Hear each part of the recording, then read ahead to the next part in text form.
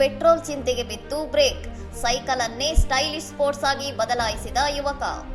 ದೇಶದಲ್ಲಿ ಪೆಟ್ರೋಲ್ ಮತ್ತು ಡೀಸೆಲ್ ಬೆಲೆ ಏರಿಕೆಯಿಂದ ತತ್ತರಿಸಿರುವ ಮಧ್ಯಮ ವರ್ಗದ ಜನರಿಗೆ ಪರ್ಯಾಯವಾಗಿ ಒಡಿಶಾದ ಯುವಕನೊಬ್ಬ ಪೆಟ್ರೋಲ್ ಇಲ್ಲದೆ ಚಲಿಸುವ ವಿಶಿಷ್ಟ ದೇಸಿ ಜುಗಾಡ್ ಬೈಕ್ ಸಿದ್ಧಪಡಿಸಿದ್ದಾನೆ.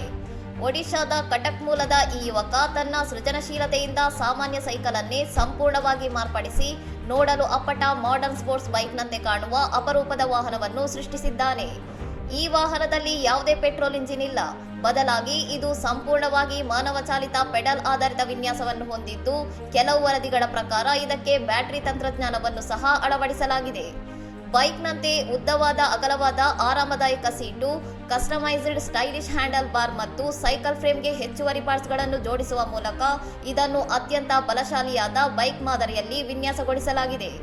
ಈ ವಿಶಿಷ್ಟ ಬೈಕ್ ರಸ್ತೆಯ ಮೇಲೆ ಚಲಿಸುತ್ತಿರುವ ವಿಡಿಯೋ ಸಾಮಾಜಿಕ ಜಾಲತಾಣಗಳಲ್ಲಿ ಭಾರೀ ಧೂಳೆಬ್ಬಿಸುತ್ತಿದ್ದು, ನೆಟ್ಟಿಗರು ಇದನ್ನು ಇಂಡಿಯನ್ ಜುಗಾಡ್ ಮತ್ತು ಪೆಟ್ರೋಲ್ ಬೆಲೆಗೆ ಸೂಕ್ತ ಪರ್ಯಾಯ ಎಂದು ಕೊಂಡಾಡುತ್ತಿದ್ದಾರೆ.